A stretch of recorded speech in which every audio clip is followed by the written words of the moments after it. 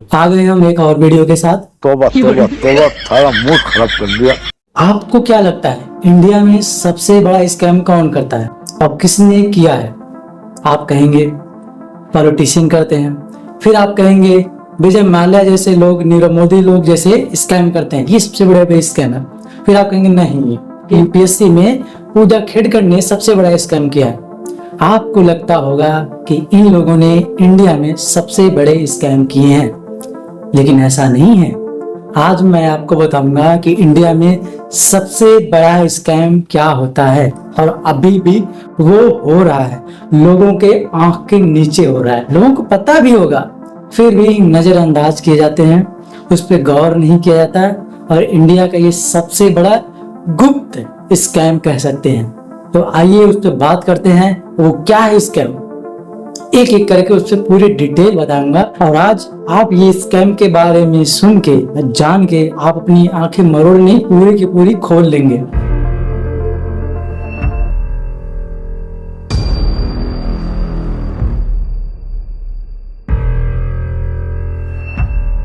गांव में आप लोगों ने देखा होगा, जब लड़का या लड़की शादी के लिए देखे जाते हैं तो सबसे पहले लोग क्या देखते हैं?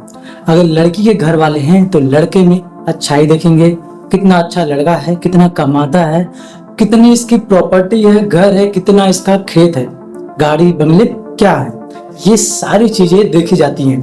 और अगर लड़के वाले हैं तो लड़की में क्या देखते हैं? उनके घर वाले लड़की में देखेंगे कितनी अच्छी गुणवान है, कितनी अच्छी सीधी सादी भोली भाली है, कितनी पढ़ी लिखी है, कितनी समझदार है। अगर मैं आपको बताऊं ये दोनों के दोनों ही स्कैमर है और ये स्कैम करते हैं, तो कैसा लगेगा आपको? बहुत बड़ा झटका लगेगा। सबसे पहले ये जानते हैं कि इसकी शुरुआत कहाँ से होती है और कैसे होती है, लोग क्या क्या करते हैं और क्या क्या करने के बाद उसके बाद जो शादी कंप्लीट हो जाती है, उसके बाद लड़के लड़की को क्या झेलना पड़ता है और कौन सबसे ज्यादा झेलता है। आइए पूरी डिटेल से बात करते हैं। देखिए, जब कोई लड़का लड़की को देखने जाता है, यानी लड़की के परिवार वाले, माता पिता, जो रिश्तेदार होते हैं, लड़की देखने जाते हैं, तो लड़की के घर जब देखने जाते हैं तो लड़की को देखते ही उसके चेहरा अगर सुंदर है, अच्छी दिख रही है, तो बाकी उन्हीं चीजों से मतलब नहीं है। एक दो सवाल पूछेंगे, क्या करती है, कितनी पढ़ी लिखी है। अगर कम पढ़ी लिखी भी हो और सुंदर, तो कहेंगे हाँ वो लड़की बहुत अच्छी है, हमें पसंद है। लेकिन भैया मामला तो कुछ और भी तो हो सकता है। सिर्फ सुंदरता देख के लड़की का चयन करना ये बेवकूफी हो सकता है। क्यों ऐसा मैं कह रहा हूँ? क्योंकि किसी के चेहरे पे उसका गुण, उसकी सभ्यता, उसकी मान, उसकी मर्यादा नहीं लिखी होती। वो कैसा इंसान है अंदर से, वो उसके चेहरे के सुंदरता, गोरापन, कालेपन पे नहीं लिखा होता है, तो उससे हम बिल्कुल भी जज नहीं कर सकते कि अंदर से ये इंसान कैसा है। अब मैं बताता हूँ स्कैम कहाँ पे होता है। दोनों साइड की बात रखूंगा, पहले भी एक साइड पे जो बात हो रही है उसकी कर लेते हैं। तो लड़की अगर फ्रॉडिया हो, हाँ अगर लड़की फ्रॉडिया हो, उसके गांव में किसी लड़के से चक्कर चल रहे हो, या फिर वो लड़की कहीं भाग गई हो किसी के साथ, अगर लड़की के गुण सही ना हो तो क्या करेंगे माँ बाप लड़की के? तो लड़की के माँ बाप इंस्टेंटली वहां पे झूठ बोलने लगते हैं और झूठ बोल के ही शादी करवा देते हैं। और वो क्या क्या झूठ हो सकते हैं, एक एक करके उसकी प्रेडिक्शन करते हैं। तो देखो, पहला झूठ हो सकता है कि गांव में किसी लड़के से उसका चक्कर चल रहा हो, तो माँ बाप उसकी शादी तुरंत करवाने की प्लानिंग करते हैं। या फिर लड़की कहीं किसी के साथ भाग गई हो, तो क्या करते हैं, वो पुलिस प्रशासन या फिर किसी की मदद के जरिए उस लड़की को ढूंढ के लाते हैं और शादी उसकी तुरंत करवा दिया जाता है। ये दूसरा स्कैम होता है। तीसरा स्कैम ये होता है कि लड़की अंदर से, उसके अंदर कुछ ना कुछ बीमारियां हो, कुछ ना कुछ कमियां हो, बेहोश हो जाती हो, या फिर उसे दौड़ा आता हो। इस मामले में भी झूठ बोल के शादियां करवा दी जाती है। चौथा स्कैम जो मैंने स्टार्टिंग में बताया था कि उस लड़की के माँ बाप ही खुद झूठ बोल जाते हैं कि हमारी लड़की तो सती सावित्री गुणवान है ना, उसके अंदर इतने सारे गुण हैं। तो ये सारी चीजें चौथा स्कैम होता है। तो ये रहे लड़की की तरफ से सारे स्कैम जो शादी से पहले सारी चीजें होती हैं। अब आते हैं लड़के की साइड में। दूसरे पक्ष का जो मामला है, जब लड़की के घर वाले यानी लड़की के माँ बाप लोग लड़के का घर देखने जाते हैं कि चलो देखते हैं कि लड़के का घर कैसा है, लड़का दिखता कैसा है, लड़का क्या है, किस तरह का उसका व्यवहार है, ये सारी चीजें जब देखने जाते हैं, तब ये हम कतई कह नहीं सकते कि लड़का जो है पूरी तरह से सही है, क्योंकि यहाँ पे भी मामला बहुत गड़बड़ हो जाता है। मेनली क्या होता है कि लड़का अगर गांजा फूकता हो, लड़का अगर सिगरेट पीता हो, लड़का अगर दारू पीता हो, तो यहाँ पे भी लड़के के परिवार वाले झूठ बोल जाते हैं कि मेरा लड़का तो दारू शराब गांजा को हाथ भी नहीं लगाता है। दूसरा स्कैम जो होता है वो लड़के के माँ बाप को ही नहीं पता होता है कि मेरा ही लड़का हमारे साथ स्कैम कर रहा होता है। क्यों? क्योंकि अगर लड़के के अफेयर चल रहे होंगे बहुत सारे, तो वो उनके माँ बाप को भी नहीं पता होगा। ये आई गारंटीड ऐसा होता है। अगर लड़का पंचा भी बना रहा होता है तो कहते हैं कि हमारा लड़का इंजीनियर है।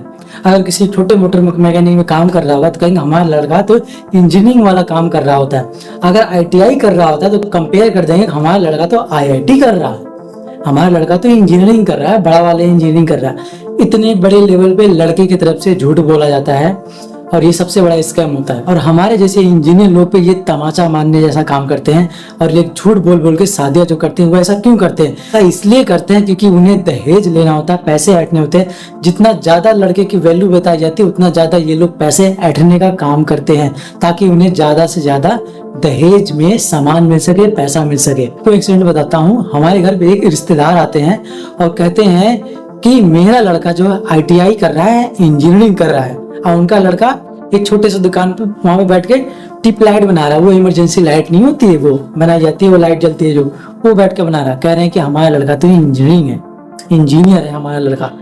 एक और केस है, मेरे ही गांव में एक जो मेरे चाचा लगते हैं उनका एक लड़का है, बाहर जाके कहीं मजदूरी कर रहा है, तो लोगों से अफवाह ये उड़वा रहे हैं, बता रहे हैं कि हमारा लड़का तो इंजीनियरिंग कर रहा है, हमारा लड़का तो मैनेजर बनने वाला है, बहुत अच्छी पोस्ट पे जाने वाला है, इंजीनियरिंग कर रहा है।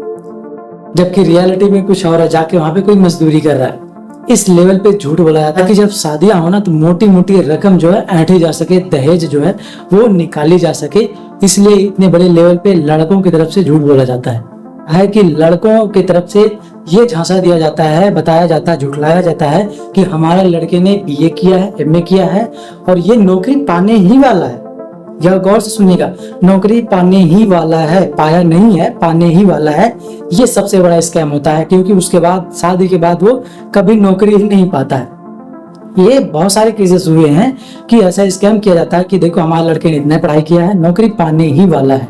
अगला स्कैम क्या होता है? अगला स्कैम होता है उनकी प्रॉपर्टी, धन दौलत, पैसे, खेती बाड़ी, ये सब चीजें।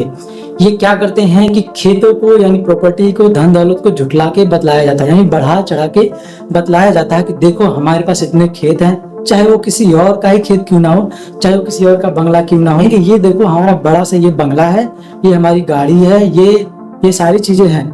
ये सबसे बड़ा स्कैम होता है क्योंकि ऐसा बोल के, ऐसे झांसे में दिला के शादी मिलनी लड़के की तरफ से की जाती है। और ऐसे बहुत सारे केसेस हुए हैं जो आसपास मैंने देखे हैं। झुठलाया जाता है, प्रॉपर्टी ज्यादा बताई जाती है, पैसे बताया जाता है, देखो इतने सारे हैं। तो मोटी मोटी बात ये है कि स्कैम दोनों की तरफ से हो रहे हैं और जितनी भी शादियां हो रही है 98% शादियां जो हो रही हैं वो इसी स्कैम के बेसिस पे हो रही है, यानी झूठ पे पूरी तरह से टिक रही हैं। शादियां जो है झूठ से बनाई जा रही हैं और आगे चल के क्या होता है उसका रिजल्ट भी मैं बता रहा हूँ कि मेनली जो है डाइवोर्स केसेस जो इसी की वजह से बढ़ रहे हैं। क्योंकि लड़की को भी नहीं पता होता, लड़के को भी नहीं पता होता है। जब शादी दोनों की हो जाती है तब आपस में क्लैश होता है, जब एक दूसरे के बारे में जानने लगते हैं तब पता चलता है कि लड़की तो फ्रॉडिया निकली, लड़की तो स्कैम की है, लड़की ने तो उसके कई सारे एक्सेस रह चुके हैं। ये सबसे बड़ा स्कैम की बहुत बड़ा झटका देता है हर लड़के को, और उस लड़की को बहुत बड़ा झटका लगता है जब उससे झूठ बोला जाता है कि इस लड़के के पास नौकरी होगी, लड़का दारू नहीं पीता था लेकिन पी रहा है, लड़के के पास ये सारी चीजें हैं, उसके माँ बाप झूठ बोल जाते हैं, लड़की वहां पे फंस जाती है। दोनों केसेस में ये प्रॉब्लम जो है बहुत बड़ी हो रही है और ये स्कैम जो है इंडिया का सबसे बड़ा स्कैम बन रहा है, मैरिज स्कैम। देखो डिफरेंस है, पहले क्या था, लड़की के परिवार वाले, लड़की के माँ बाप जो थे वो हमेशा एक अच्छा लड़का तलाशते थे, लेकिन अब का टाइम जो है एक लड़के को एक अच्छी लड़की तलाशनी पड़ रही है। ये बहुत बड़ी और सोचने वाली बात है, एक लड़के को एक अच्छी लड़की तलाशनी पड़ रही है। इसका क्या रीजन हो सकता है, क्यों ऐसा हुआ है? क्योंकि अब सोसाइटी में फ्रॉडिया, स्कैम, झूठी, डिसलॉयल्टी लड़कियों ने इंटर मार ली है और इतने बड़े लेवल पे चीटिंग हो रही है, इतने बड़े लेवल पे डिसलॉयल्टी हो रही है और इस चीज को नॉर्मलाइज किया जा रहा है। इस चीज को पढ़े लिखे लोग, शहर के लोग, बॉलीवुड लोग, फिल्मी लोग इस चीज को नॉर्मलाइज कर रहे हैं कि लड़की के पास्ट के बारे में मत पूछो, लड़की के एक्सेस के बारे में मत पूछो, लड़की किसके साथ भाग गई है उससे वो भी मत पूछो। और ये चल के ये लोग परिवार बनाएंगी, ऐसी लड़कियां परिवार बनाएंगी, ऐसी लड़कियां घर संवारेंगी? कभी नहीं हो सकता। परिवार बनेंगे नहीं बल्कि घर टूटेंगे। जितने भी आसपास मैंने शादियां देख रहा हूँ वो मेनली यही हो रहा है कि लड़की क्या करते हैं, आती हैं, उनका कोई पास्ट में निकलता है, उनके मोबाइल से उनका नंबर डिलीट तक नहीं होता है और उनसे बात उनकी चल रही होती है। ये सबसे बड़ा क्लेश होता है। लड़का हो या लड़की, दोनों को हक है एक दूसरे के बारे में जानने का, चाहे आपका प्रेजेंट हो, चाहे आपका पास्ट हो, चाहे आपका फ्यूचर हो।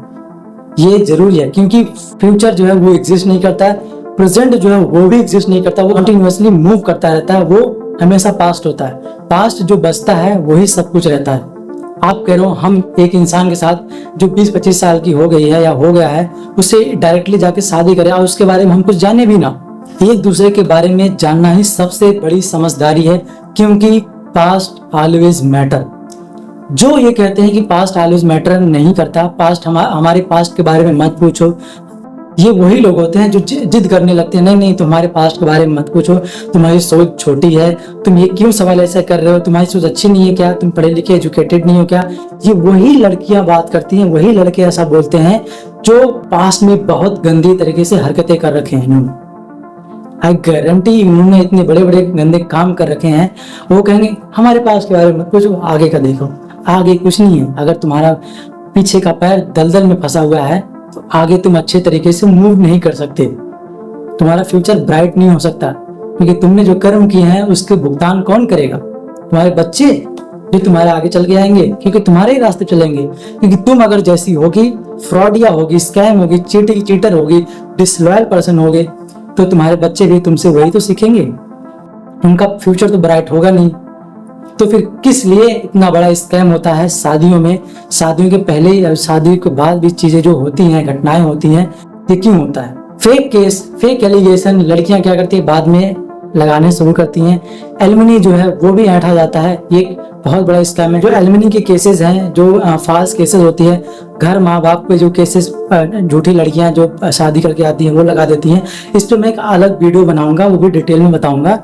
लेकिन जितना मैंने बताया है इस पे मैं कोई डॉक्यूमेंट, कोई अटैचमेंट इसमें नहीं डाल रहा हूँ। आप अपने आसपास सोसाइटी में देखो कि बोलो कि मैं गलत बोल रहा हूँ। बाकी आपको वीडियो कैसा लगा, इस वीडियो को ज्यादा से ज्यादा शेयर करिए और ये वीडियो उन तक पहुंचाइए जो इन सब परेशानियों से झेल रहे हैं, ताकि जो है वो अवेयरनेस फैल सके और लोग सतर्क रहें। हमारे जैसे, आपके जैसे लोग अब शादी करने से डर रहे हैं क्योंकि वो बाद में जाके बहुत झेलेंगे।